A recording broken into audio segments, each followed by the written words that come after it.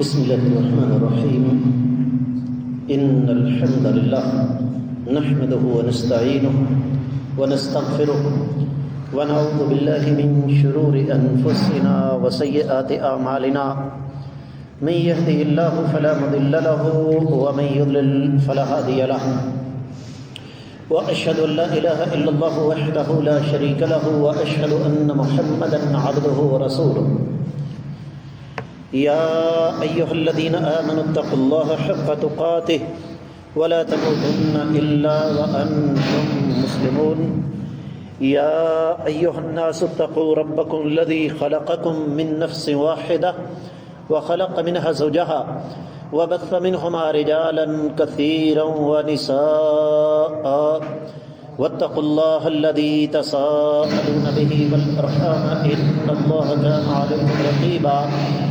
يا أيها الذين آمنوا اتقوا الله وقولوا قولا سديدا يصلح لكم أعمالكم ويغفر لكم ذنوبكم ومن يطع الله ورسوله فقد فاز فوزا عظيما أما بعد فإن خير الحديث كتاب الله وخير الهدي هدي محمد صلى الله عليه وسلم وشر الأمور محدثاتها وكل محدثة بدعة وكل بدعة ضلالة وكل ضلالة في النار.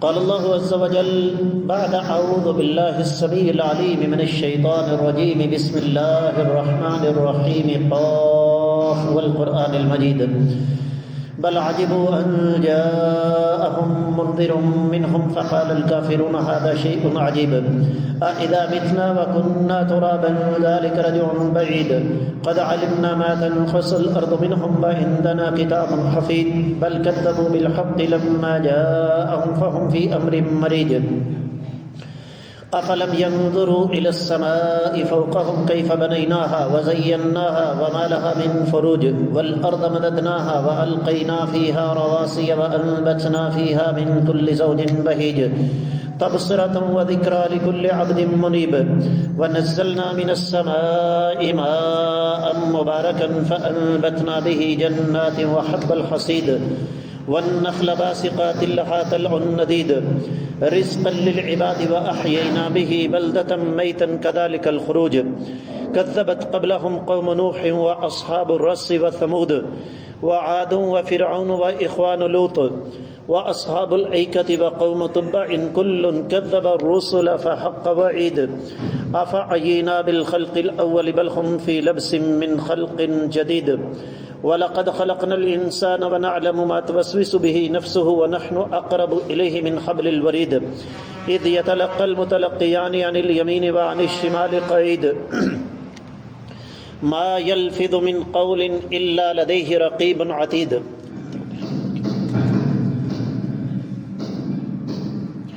وجاءت سكرة الموت بالحق ذلك ما كنت منه تحيد ونفخ في الصور ذلك يوم الوعيد وجاءت كل نفس معها سائق وشهيد لقد كنت في غفلة من هذا فكشفنا عنك غطاءك فبصرك اليوم حديد وقال قرينه هذا ما لدي عتيد ألقيا في جهنم كل كفار عنيد مناع للخير معتد مريب الذي جعل مع الله إلها آخر فألقياه في العذاب الشديد قال قرينه ربنا ما أطغيته ولكن كان في ضلال بعيد قال لا تختصموا لدي وقد قدمت إليكم بالوعيد ما يبدل القول لدي وما أنا بظلام للعبيد يوم نقول جهنم هل امتلأت وتقول هل من مزيد وأزلفت الجنة للمتقين غير بعيد هذا ما توعدون لكل أواب حفيظ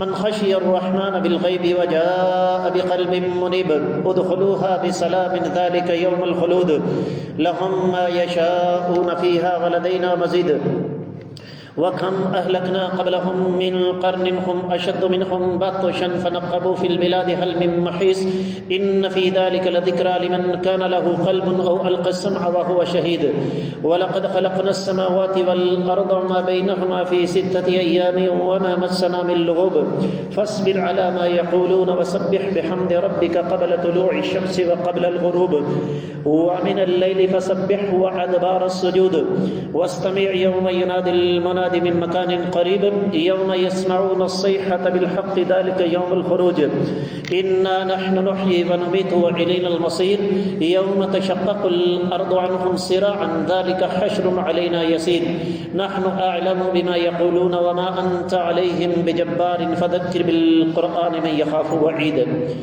معزز خواتین و حضرات، میں سب سے پہلے اپنے آپ کو اور اس کے بعد آپ سب لوگوں کو اللہ ملک العلم رب الجلال والاکرام سے ڈرنے کی تلقین کرتا ہوں.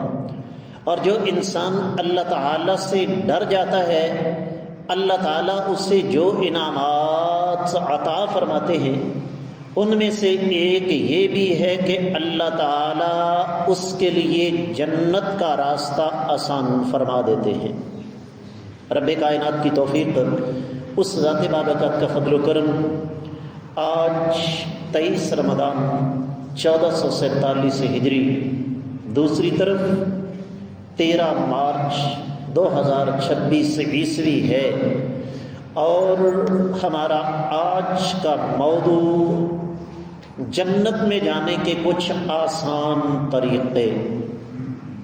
اس لیے کہ ماہ سیام، ماہ رمضان رب کائنات کی رحمتوں برکتوں کا مہینہ ہے، اور اس بارے میں نبی علیہ الصلوۃ والسلام کا فرمایا اس بد نصیب انسان کی ناک خاک آلود ہو.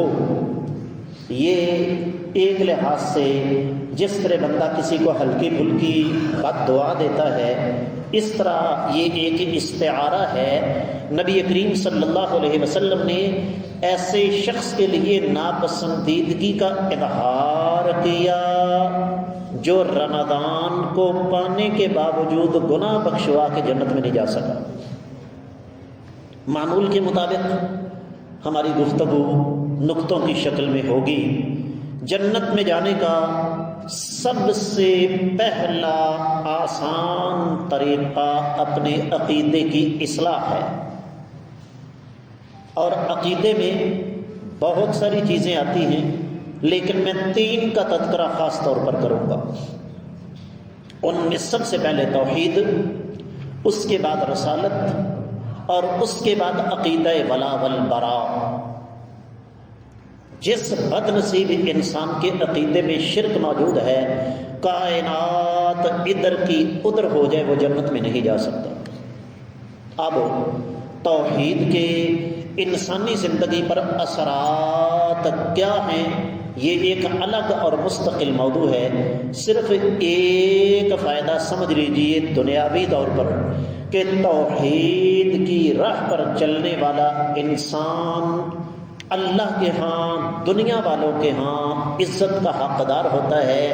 جو انسان شرک کرتا ہے وہ ذلیل ہوتا ہے، رسوا ہوتا ہے، جگہ جگہ بے عزت ہوتا ہے. عقیدہ رسالت، کائنات کے امام صلی اللہ علیہ وآلہ وسلم کے حوالے سے ایک مسلمان کا عقیدہ کیا ہونا چاہیے.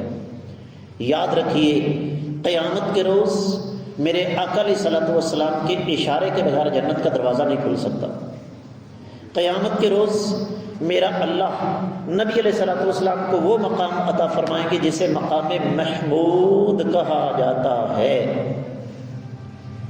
اور نبی علیہ الصلوۃ والسلام کے بارے میں سب سے اہم، سب سے بنیادی اور سب سے اساسی عقیدہ یہ ہونا چاہیے کہ جہاں آقا علیہ الصلوۃ والسلام کا فرمان آ جائے وہاں پر کٹ جائیں، مر جائیں، ذبح ہو جائیں، کائنات برباد ہوتی ہے تو ہو جائے، لیکن نبی علیہ الصلوۃ والسلام کے فرمان پر آنچ نہیں آنی چاہیے.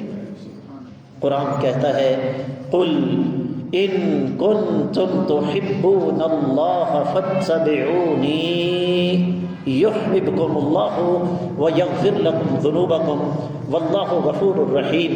اللہ نے اس ایک آیت مبارکہ میں بڑا آسان سا راستہ بتا دیا جنت میں جانے کا۔ اے میرے نبی صلی اللہ علیہ وسلم، آپ فرما دیں اگر تم واقعی اللہ سے محبت کرتے ہو تو ثبوت پیش کرو۔ یا اللہ ثبوت کیا پیش کریں؟ فرمایا نبی علیہ الصلوۃ والسلام کی اتباع اور پیروی کرو۔ پھر ملے گا کیا؟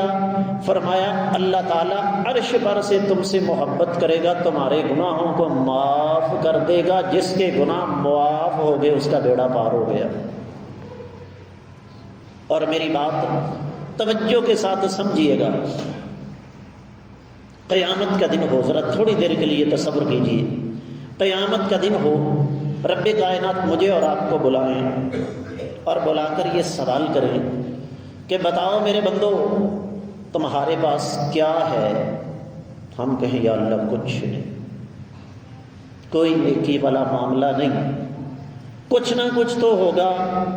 اللہ جی ایک چیز ہے۔ اللہ پوچھے وہ کیا؟ الہ العالمین جب تک زندہ رہے نہ آپ کے ساتھ کسی کو شریک بنایا، نہ آپ کے نبی صلی اللہ علیہ وسلم کی بات پر کسی کی بات کو ترجیح دی۔ میرا ایمان ہے کہ رب کائنات فرمائیں کہ جاؤ میرے بندو میں نے تمہیں معاف کر دیا، جنت تمہارے نام لگ گئی۔ جنت میں جانے کا آسان طریقہ توحید، رسالت، اور اسی کا تسلسل عقیدہ ولا والبراء۔ عقیدہ ولا والبراء کیا ہے؟ اسلام اور مسلمانوں سے محبت، کفر اور اہل کفر سے نفرت۔ یہ ذہن میں رکھیے، یہ عقیدے کا مسئلہ ہے۔ ہمیں ہندوؤں سے، سکھوں سے، عیسائیوں سے، یہودیوں سے، بودھیوں سے، امریکیوں سے، بھارتیوں سے کوئی کسی قسم کی ان کے ساتھ ہماری دشمنی نہیں۔ اگر وہ اسلام کے خلاف اپنی ریشہ دبانیاں بند کر دیں، اور یہ اس پر قرآن و حدیث کے دلائل واضح ہیں۔ تو پہلی چیز عقیدے کی اصلاح۔ اب دوسری چیز کیا ہے؟ نبی کریم صلی اللہ علیہ وسلم کی ایک حدیث سے وعدے کروں گا۔ آپ نے فرمایا اذا امرتکم بشیء فافعلوه ما استطعتم واذا نهیتکم عن شیء فاترکوه۔ بڑی قیمتی بات ہے، اور یہ آپ نے اس کو بطور ایک اصول کے، زندگی کے ضابطے کے طور پر لینا ہے۔ فرمایا اگر میں تمہیں کسی چیز کا حکم دوں تو اپنی استطاعت کے مطابق اس پر عمل کرو، لیکن اگر میں تمہیں کسی چیز سے منع کر دوں تو فوری طور پر اس کو ترک کر دو۔ توجہ کیجیے، ایک غیر مسلم اسلام قبول کرنا چاہتا ہے، ہم وہ چاہتے ہیں چلو غسل کر کے آؤ، نیا لباس پہن کے آؤ، اور اس کے بعد اگلا مرحلہ اپنی زبان سے ایک کلمہ ادا کرو، پڑھو ذرا، اشہد ان لا الہ الا اللہ۔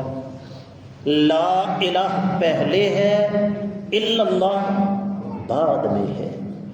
جنت میں جانے کا دوسرا آسان ترین طریقہ کیا ہے؟ رب کائنات نے جن جن چیزوں سے منع کیا ہے ان کو فوری طور پر ترک کر دیا جائے۔ ہے کام مشکل، اور مشکل کیوں ہے؟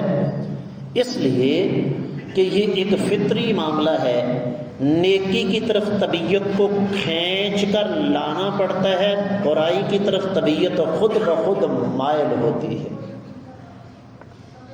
اور یہی امتحان ہے۔ یہ جو آج موضوع میں نے منتخب کیا ہے، اسی ضمن میں ایک حدیث سنا دوں۔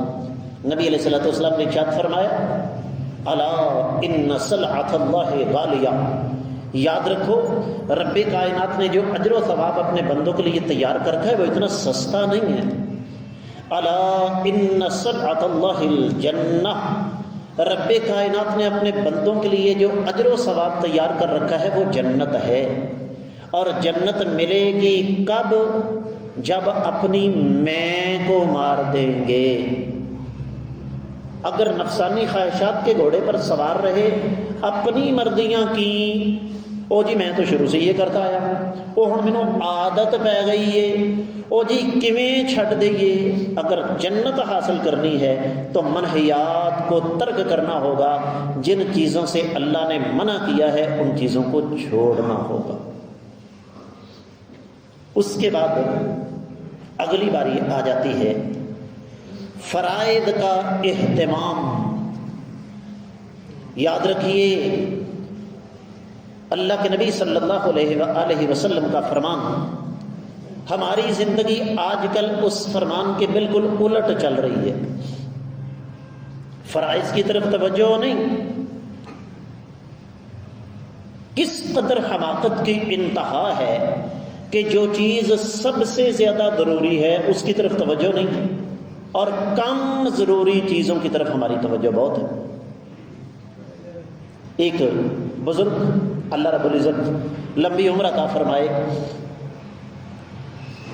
کہنے لگے، ایک آدمی سرعام بدکاری کر رہا ہے اور ایک آدمی سرعام شرک کر رہا ہے۔ شرک کرنے والا بدکاری کرنے والے سے بڑا گناہ گار ہے۔ ہم بدکاری کرنے والے سے نفرت کرتے ہیں، شرک کرنے والے سے نفرت نہیں کرتے۔ میں ایک سوال آپ سے کرتا ہوں، کیا میرے اللہ کو میرے آپ کے روزے، میری آپ کی نمازیں کوئی فائدہ دے سکتی ہیں؟ قرآن کہتا ہے اللہ الصمد، اللہ تعالیٰ بے نیاز ہیں۔ کتنے بے نیاز ہیں؟ ساری کائنات اللہ کے سامنے سجدے میں گر جائے، اللہ کی بادشاہی میں ایک سوئی کی نوک کا اضافہ نہیں کر سکتی، اور ساری کائنات دن رات اللہ کے خلاف اعلان بغاوت کر دے، اللہ کی بادشاہی میں ایک سوئی کی نوک کی کمی نہیں کر سکتی۔ یہ ہے بے نیاز، اس کو پرواہ نہیں۔ یہی وجہ ہے اللہ نے قرآن میں ایک ایک چیز ہمیں بتائی۔ ان تعذبہم فإنہم عبادک۔ آقا علیہ السلام جب بھی یہ آیت پڑھتے، بار بار پڑھتے اور روتے جاتے۔ ان تعذبہم فإنہم عبادک وَإِن تَغْفِرْ لَهُمْ فَإِنَّكَ أَنْتَ الْعَزِيزُ الْحَكِيمُ۔ یا اللہ، اگر تو انہیں عذاب دے گا تو یہ تیرے ہی پیدا کردہ بندے ہیں، اور اگر تو انہیں معاف کر دے گا تو آپ غالب ہیں، حکمت والے ہیں، آپ پر کسی کا زور نہیں چلتا۔ دوسرا مقام، ما يفعل اللہ بعذابکم۔ اوے ظالموں، بتاؤ تو صحیح اللہ تعالیٰ تمہیں عذاب دے کے کریں گے کیا؟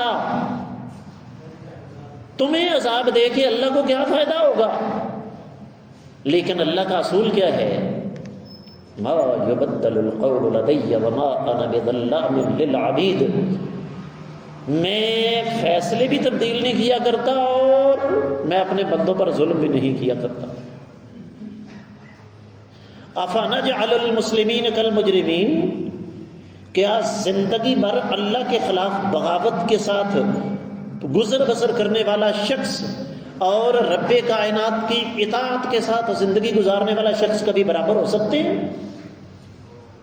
اور یاد رکھیے، فرائض میں سب سے زیادہ اہمیت نماز کی ہے۔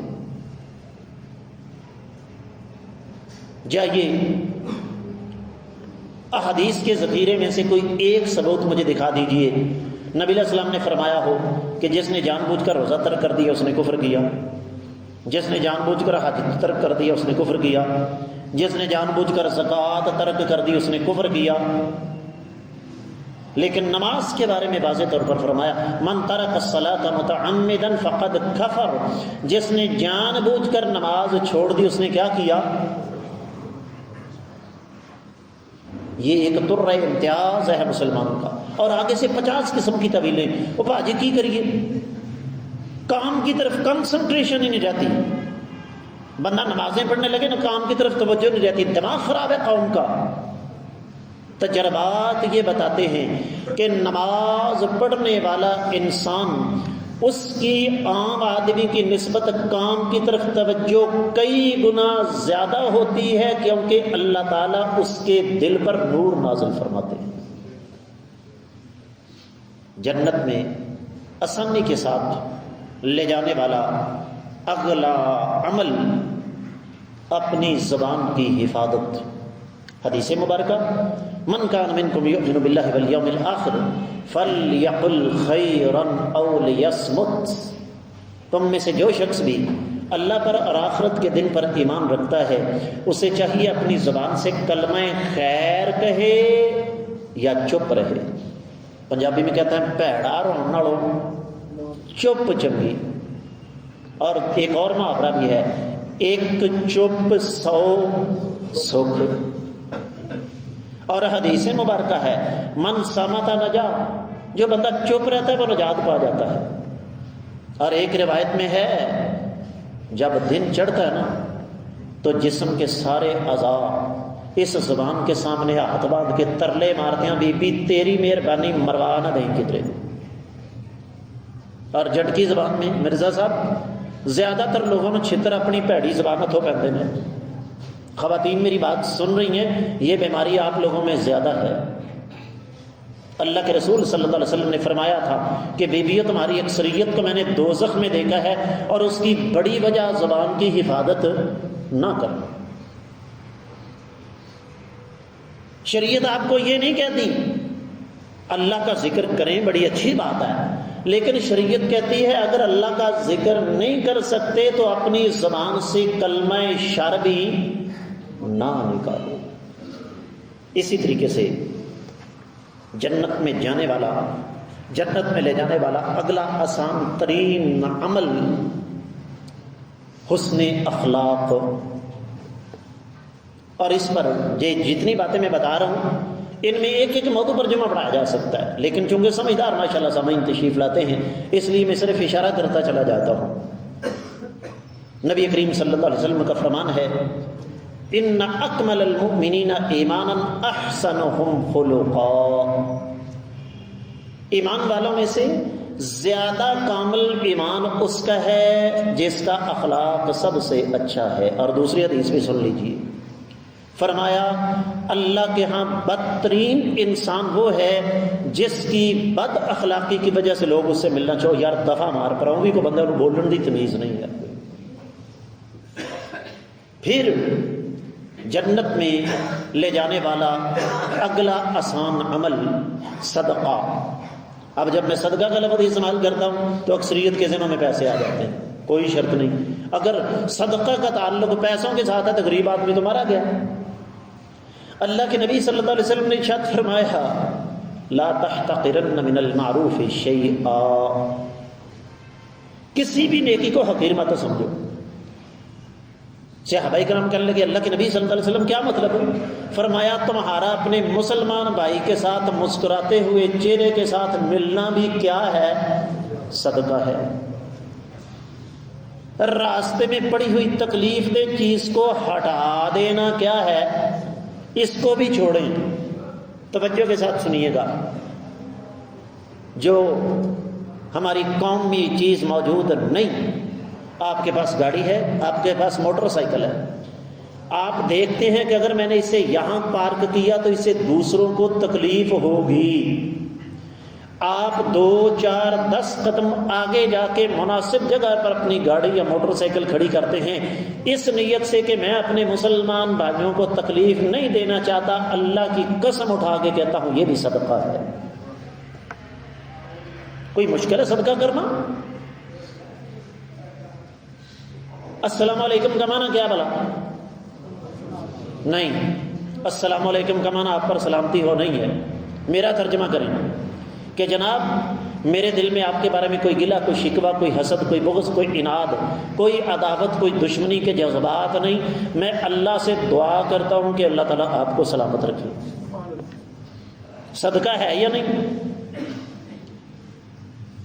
اب میں کہتا ہوں کسی کو سورۃ الفاتحہ سکھا دو صدقہ ہے، کسی کو آج کے جمعے سے اگر 10-15 نقطے آپ سن کر جاتے ہیں، کسی کو 2-4 بیان کر دو، وہ عمل کر لے، یہ بھی کیا ہے؟ بے شمار شکلیں سب کی۔ آگے بڑھیے، کثرت کے ساتھ اللہ تعالیٰ کا ذکر اور کثرت کے ساتھ اللہ کے سامنے سجدے۔ تہجد بڑی لاڈلی عبادت ہے، اور یہ اتنی لاڈلی ہے کہ رب کائنات کے سامنے منا لیتی ہے اپنا آپ۔ کبھی تجربہ کر کے دیکھیے گا، ایک کام نہیں نہ ہو رہا سونی صاحب، ایک کام نہیں ہو رہا، بیٹ بن جائے سادہ زبان میں، یا اللہ منا کے چھوڑنا ہے، کیونکہ مجھے پتہ ہے کہ یہ کام آپ کے علاوہ کوئی اور نہیں کر سکتا۔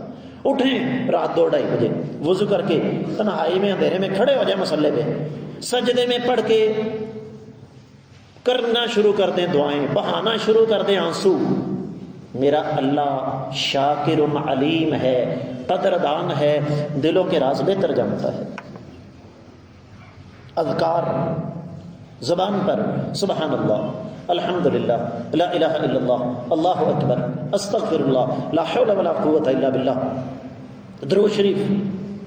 حدیث کے الفاظ، نبی علیہ الصلوۃ والسلام نے فرمایا من لازم الاستغفار، جو شخص استغفار کو لازم پکڑتا ہے، رب کائنات اس کو ہر تنگی سے نکالنے کے راستے پیدا کر دیتے ہیں، اور اس کو وہاں سے رزق نصیب ہوتا ہے جہاں سے وہ سوچ بھی نہیں سکتا۔ پھر جنت میں جانے کا آسان راستہ، حدیث مبارکہ نبی علیہ السلام کی، فرمایا من سلک طریقا یلتمس فیہ العلم سہل اللہ لہ طریقا الی الجنہ، جو شخص علم حاصل کرنے کے راستے پر چلتا ہے، رب کائنات اس کے لیے جنت کا راستہ آسان فرما دیتے ہیں۔ پھر اسی طریقے سے تقوی، اللہ تعالیٰ کا ڈر۔ 2 اربوں کو گالیاں کھل کھلا کے دو۔ اچھا ضمناً ایک بات آ گئی، ایک طرف اپنے بے مروت اور بے وفا ہم سائے کی خاطر ہم اربوں کی ماں بہن ایک کر رہے ہیں، اور دوسری طرف کمائی کرنے کے لیے ویزا کہاں کا چاہیے؟ سعودی عرب، دبئی، ابو ظبی، قطر، عمان، مسقط، ہے یا نہیں؟ کیسی منافقت ہے! اس کا نتیجہ حکومت کو اعلان کرنا پڑا، پردیسیوں اللہ دا واسطہ جے رب دا واسطہ کر کے وہاں پر جو کچھ ہو رہا ہے اس کی ویڈیو بنا کے سوشل میڈیا پر مت چڑھاؤ۔ یہ اندر کی باتیں ہوتی ہیں، ہر ملک کی اپنی اپنی پالیسی ہوتی ہے۔ اب عربوں کا ایک کلچر ہے، اگر کوئی بات خلاف طبیعت سامنے آ جائے تو انہوں نے تیری پڑھو تو تیری مانو، یہ لفظ ان کے پاس نہیں ہے۔ انہوں نے کیا کہنا ہے؟ یا اخی اتق اللہ، اے میرے بھائی، بولو بولو بولو، اے میرے بھائی اللہ سے ڈر جا۔ اور یقین جانیے ان 2 لفظوں میں اتق اللہ ساری کی ساری کائنات اللہ نے سمیٹ کے رکھ دی ہے۔ جس انسان کے دل میں اللہ تعالیٰ کا ڈر اور اللہ تعالیٰ کا خوف پیدا ہو جائے، وہ انسان پھر دائرہ انسانیت سے باہر نہیں نکلتا، جنت میں جانا آسان ہو جاتا ہے۔ اس سے اگلا طریقہ اپنے اللہ کی حدود کثرت کے ساتھ توبہ کرنا۔ رب اغفر لی وتب علی انک انت التواب الرحیم، استغفر اللہ ربی من کل ذنب واتوب الیہ۔ یہ کیا ہے؟ سارے کے سارے سیگے ہیں توبہ استغفار کے۔ تو آج کے اس خطبہ جمعہ میں نے آپ کے سامنے کچھ طریقے رکھے ہیں، کچھ راستے رکھے ہیں جو جنت میں جانے کے لیے آسانی پیدا کر دیتے ہیں۔ میں جلدی جلدی گنوا دیتا ہوں۔ ان میں سب سے پہلے عقیدے کی اصلاح، اس کے بعد اللہ کی منع کردہ چیزوں سے باز آ جانا، اس کے بعد فرائض کا اہتمام، خاص طور پر نماز کا، چوتھی چیز اپنی زبان کی حفاظت، پانچویں چیز اچھے اخلاق کا مظاہرہ کرنا، چھٹی چیز کثرت کے ساتھ اللہ تعالیٰ کا ذکر کرنا، ساتویں چیز علم حاصل کرنے کی کوشش کرنا، 8ویں چیز توبہ اور استغفار۔ 9ویں چیز جو میں بھول گیا، مختلف مواقع کی دعاؤں کا اہتمام کرنا۔ او جی بھابی دعا ہی نہیں مانگتے، او بھائی جو دعا اثر ہے اس کا تو آپ کو پتہ ہی نہیں۔ ابھی کتنے میرے بھائی مسجد میں داخل ہوئے، اپنی ایمانداری سے بتائیے کتنے لوگوں نے دعا پڑھی ہے مسجد میں آنے کی، اور جاتے ہوئے کتنی پڑھیں گے؟ میں امید کرتا ہوں کہ انشاءاللہ یہ جتنے طریقے میں نے آپ کو بتائے ہیں آپ کو سمجھ آتے ہوں گے۔ اللہ تعالیٰ ہمیں سمجھ کر عمل کرنے کی توفیق عطا فرمائے۔ اقول قولی ھذا وآخر دعوانا ان الحمد للہ رب العالمین۔